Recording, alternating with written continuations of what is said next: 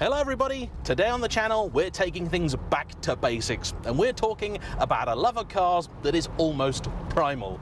I am driving a Jeep Wrangler. It's a terrible car and today I'm going to tell you why it's one of my absolute favourites.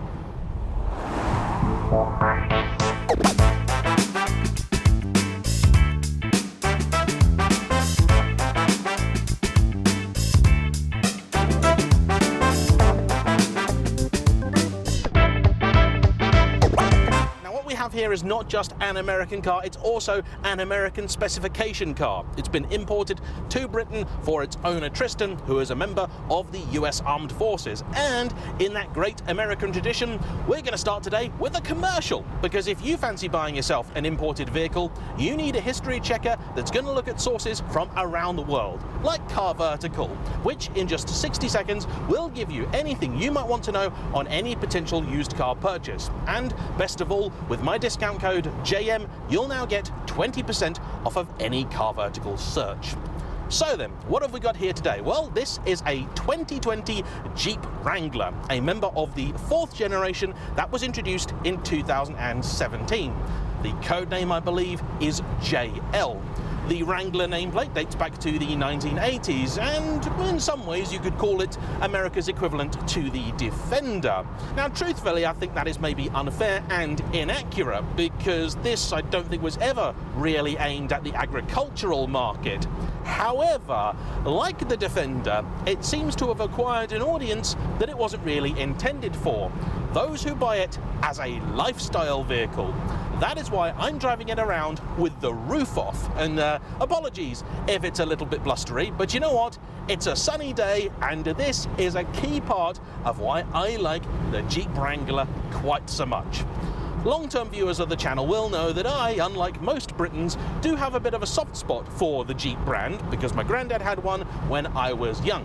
A 1997 Grand Cherokee Laredo, which I spent a lot of my youth in and actually got to drive a little bit later. However, for most people, Jeep is not a brand that we dislike here. It's just one that we don't think of. If you want yourself a luxurious 4x4, you buy a Range Rover. If you want a slightly less luxurious 4x4, you'll buy a Land Rover. And if you want a durable and a reliable off-roader or 4x4, you'll probably buy a Land Cruiser of some description. And of course today, well, just about anybody and everybody makes an off-roader or faux off-roadery type thing. A BMW X5, let's be honest here, is a vastly better vehicle on the road than, well, probably any Jeep. And the thing is that here in Britain, we don't have the miles and miles and miles of untamed wilderness that Americans are so lucky to have access to. It means that proper hardcore off-roaders here are, well, they're toys. They're not a necessity. You're never ever going to need a winch to get you to work. And as it happens, there's actually a little patch of woods not far from here where people will pay the landlord to rent the place and then, well, get themselves deliberately stuck enough that they have to use the winch they've paid lots and lots of money for.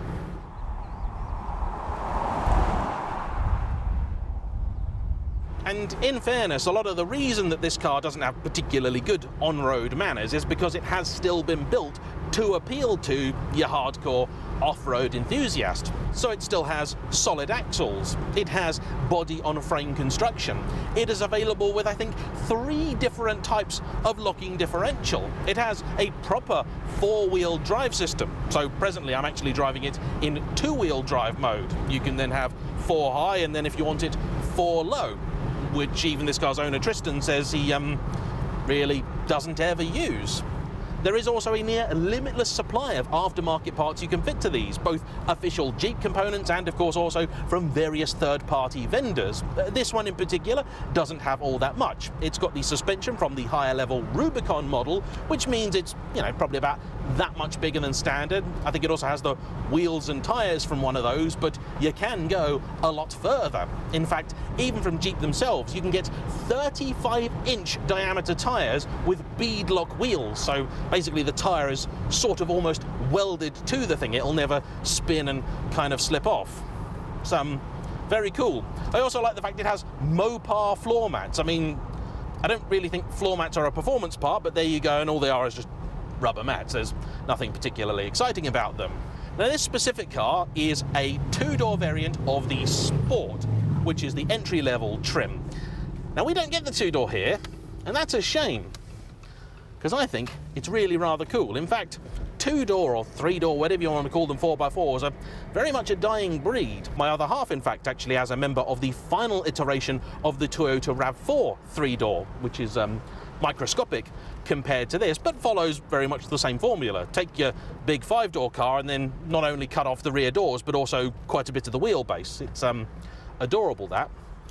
Driving this, being a left-hand drive and still not particularly small car, is not daunting actually, because you can place it, but you do have to have a bit of respect for it, because it is still a chunky old thing. And I have to say, I love the look of the Wrangler. I think it is just so cool. It is distinctly a Jeep. I love the silly, tacky little bits, like the little hidden Willys Jeep motif you'll find dotted throughout the thing, and also I just love the concept. So with essentially all of these, you can have them either as a hard or a soft top, and you can more or less disassemble it as well as much as you like. So you can either fold the roof back, as we've done with this. You can then effectively remove the entire thing. If you have a hard top, you can then take out various different panels, and you can take it from either a, well, full sort of coupe, I suppose you'd call it, to well, a skeleton. Even the doors, I think, are not particularly difficult to remove. It's all rather wondrous. I just love it. And you see, I developed a love of these in the one and only place I think you ever should and maybe could. That's in the States itself. Whenever I go over there, and I try and get over there every couple of years or so, I always try and rent something as American as I possibly can. Typically, this was a convertible Mustang or Camaro. Then later, because we went over with family, I had a Ford Flex, and actually kind of weirdly liked that car. I think it would have done well here. And then more recently, I've started renting Jeep Wranglers, because I've done a few trips now where I've gone over to LA and Vegas. And you might think that LA really isn't the sort of place where this is at all necessary, but then LA is a place where everything is entirely unnecessary, so in that regard it blends in actually quite well. And yeah, the roads of LA are actually pretty vicious, it has to be said. Some of the driveways are really quite extreme. And this car, if I had my proper journo hat on, I'd just rip it apart. As a road vehicle, it's got a bit of shudder and shake through it, though it's not quite as bad as some other body-on-frame cars that I've driven. And the interior, I mean, it does feel like it's been built that you can just clean it with a pressure washer, because it's all big and plasticky and rubbery and kind of cheap feeling, and nothing ever seems to work quite that right. And when I've tried to plug it in and get Android Auto or Apple CarPlay working, there's a 50-50 chance it will or it won't. All the systems are just a little bit laggy and unresponsive, and they feel like they're from 2004, not 2024. As it happens, for 2024, the car has seen a facelift, and one of the things that has changed is that infotainment system. It's now like twice the size, does look a lot more modern and nice, and is probably a little bit better. This car already has the Tech Pack on it, which apparently gives you either this screen or a better version of this screen in the middle, and you've got a pair of analog dials, one on either side, and you can read them nicely and easily. The speedo goes up to 120, and that's fine because the car only goes up to 110. Now, performance, not exactly stellar. My foot is welded to the floor. It is a naturally aspirated 3.6 litre Pentastar V6. Makes something like 285 horsepower and 260 odd pounds-feet of torque. 350 newton meters thereabouts. It's not masses for a car that weighs about 2 tons, but you know what? It's fine. Unusually, this car also has a 6-speed manual transmission, or for my American friends, a stick. It's actually not a horrid gearbox either, considering the sort of car that it is, and I'm quite enjoying it. It adds to the whole masculine, manual, hands-on vibe of the thing. You can even, in terms of disassembling it, fold down the windscreen. I mean, why not? It is a blustery day today, I tell you. If it gets much worse, I might have to put the roof on, but I'm really loath to, because, well, I'm not cold in here. I mean, it's 59 degrees outside. I think it's about 12 in European. So this car works quite well in the middle of LA. You're up high, you can see. You've got relatively good visibility, though not stellar. Thick B-pillars, and of course, in Britain on the wrong side of the car, it does make getting out of junctions on occasion a little tricky. The overall ride quality it's okay. It's a little bit bouncy, a little bit jiggly, but you know what? For this kind of thing, it's fine. It should tell you everything you need to know that I'm doing about 40, 45 mile an hour, and that sort of feels like enough. I might push the car a little harder, but it doesn't feel right. My major concern at the moment is that camera there, yeah, because the bonnet is very cheap and plasticky looking, wobbling quite a bit. So I apologise about that. Oh yeah, I'm hoping it's not going to wobble its way off, but it shouldn't. Rev this thing out, see what she's got. Yes, power! Now most of these will actually come with an 8-speed TorqueFlite gearbox in the USA, and here in Europe, where you can get the Wrangler, you never got the option of this engine. It's a 2-litre turbocharged 4, putting out vaguely similar numbers, and with an 8-speed ZF gearbox.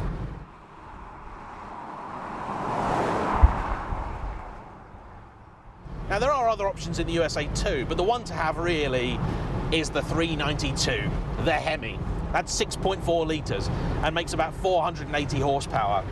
Probably sounds great too, and let's face it, if you were going to have one, that'd be the one that you want, but sadly, it's not available in right-hand drive. Whoa, oh no, it's so blustery and I'm going so quick, the tank is starting to move.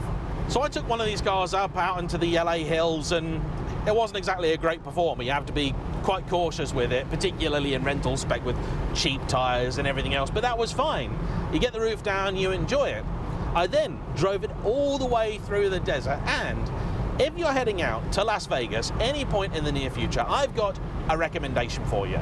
You see, most people going to Vegas, they don't really think about cars at all. They think about drinking and gambling, and those are two things that I don't do. But I go to Vegas anyway because I really love it. I mean, first off, it's got just about anything that you could want. Yes, it's all very expensive, but it's got stuff there. If you want to sunbathe, you can do that. If you want to read, I mean, you could. I suppose you can do that. You can do that anywhere. But if you want to do it in the sun, you can. If you want to go and see a show, there's loads of them. You want to go and see a concert, there's loads of them. But nobody goes to Vegas and comes back saying how good the scenery is. Now, I wager because you're car people, you're already aware that LA does have some pretty epic scenery. Those hills, the Angeles Crest Highway, you've seen smoking tire videos, you've always dreamed about driving in them, and honestly, they live up to expectations. They really, really do. And I'll give you a 50-50 chance you're going to catch a glimpse of a movie star as well. But nobody talks about the scenery in Vegas. Certainly not the stuff outdoors. People, when it comes to Vegas, first off, just don't think about cars. And if they do think about cars, it's either renting a Huracan to blat up and down the strip in, which is all well and good and fun and everything, or there is a little sort of racetrack, I guess, just outside of town. You can have fun there as well. Never been, I'm sure it's lovely. But the thing that you want to do is you want to rent one of these. You can do it at the airport, it's not particularly expensive, and you want to go out to a place called Red Rock Canyon. It's like 12 bucks or so. It's a national park. You got to book in advance, and it's like a 13-mile one-way loop. It's a scenic drive, but it is one of the most scenic drives I have ever been on in my entire life. And get a Wrangler, get a big one, you get the family in there, take as many of the roof panels off as you dare, and the only really unfortunate thing about being over there is that, well, I don't really feel safe leaving the panels of the Jeep in the hotel car park, because they probably won't be there when I get back, so you can only take these ones off, but that's enough, and just drive it. And at 20 miles an hour in a Jeep Wrangler, you'll have one of the most pleasant drives of your life. And if that sounds like your sort of thing, or you've done it and you've enjoyed it, what you then do is you go over to the Hoover Dam. And there's two things you can see there. There's a memorial bridge, Pat Tillman Memorial Bridge, don't quote me on that. And that's a motorway that goes over essentially where the Hoover Dam is, because the Hoover Dam itself used to be the main road, and it's quite the choke point, but now there's a proper motorway, a freeway connecting the two states. And you get an amazing view of the Hoover Dam, which I think is one of the greatest projects in human history. It's a fantastic piece of engineering, and I love that sort of stuff. That to me is just one of the greatest things I've ever seen. But you can also, and now there's the bridge there, do it fairly easily, you can drive over the Hoover Dam. And I did that. I mean, It's an amazing experience. I suppose if you live over there or you've been on holiday there, maybe it's the sort of thing that everybody does. But for me as a European, it's the sort of thing that nobody talks about. It's 45 minutes outside of Vegas and it's one of the coolest things you'll ever do. And I'm sure the memories I've had with this car are part of the reason that I really like it, but also it's a great companion. If you want to have a bit of a play in the desert or something, I'm sure it can do it, especially if you buy one of the higher spec variants. And over in the States, you have all this wonderful wilderness that you can go and enjoy. But even here in Britain, right now, it's a nice sunny Sunday, weather is good, the roads are nice, everyone's out having fun in all their different vehicles, motorbikes, trikes. I've seen 3 trikes today. You got Ferraris, you got Lotus, you got Porsche, you got everything. And this, to me, is another part of motoring's rich tapestry. I do have a thing for it, and it's totally different to anything that I have. So whenever I go out to the States, I drive one, and though, yeah, it's a bit weird and wonky and kind of rubbish in a lot of ways, I fall in love with it. And then I come home and I think, you know what, I fancy one of those. You know, let's have a go. In the States, they start for a 2-door Sport, not unlike this, the base model, at $32,000, which even at our current hideous exchange rate is, let's just call it £30,000, because the American price is almost certainly not including taxes. Here, though, starting price of a Jeep Wrangler, well, it's about 60,000 quid. And it's at that point that my dreams all come crashing to a halt, because, can't justify that. £60,000 is a proper investment. That's a huge amount of money.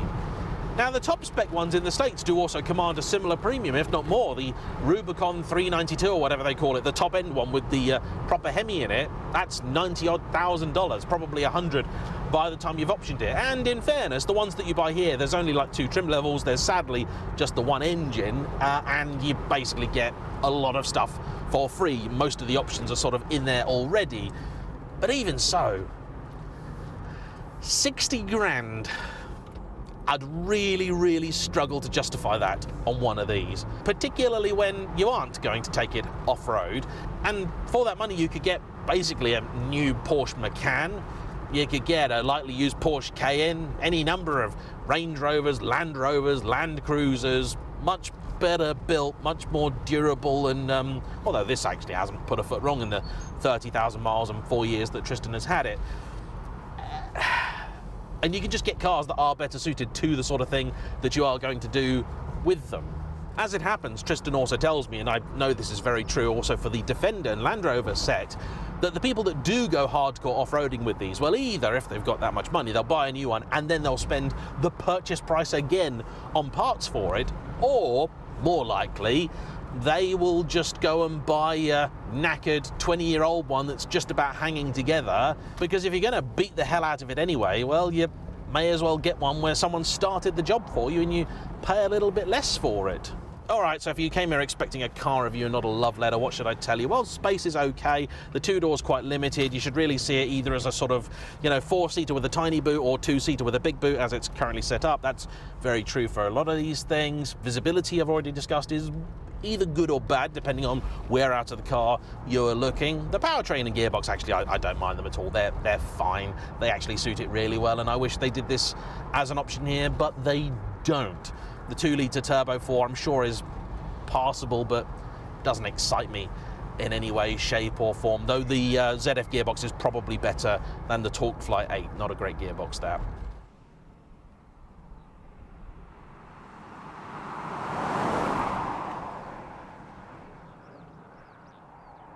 The steering is a little slow and woolly, as you would expect with a car like this, although it's actually not terrible, does a fairly good job of communicating what is going on with the chassis. The ride is, for the most part, okay, but occasionally a little bit indecisive.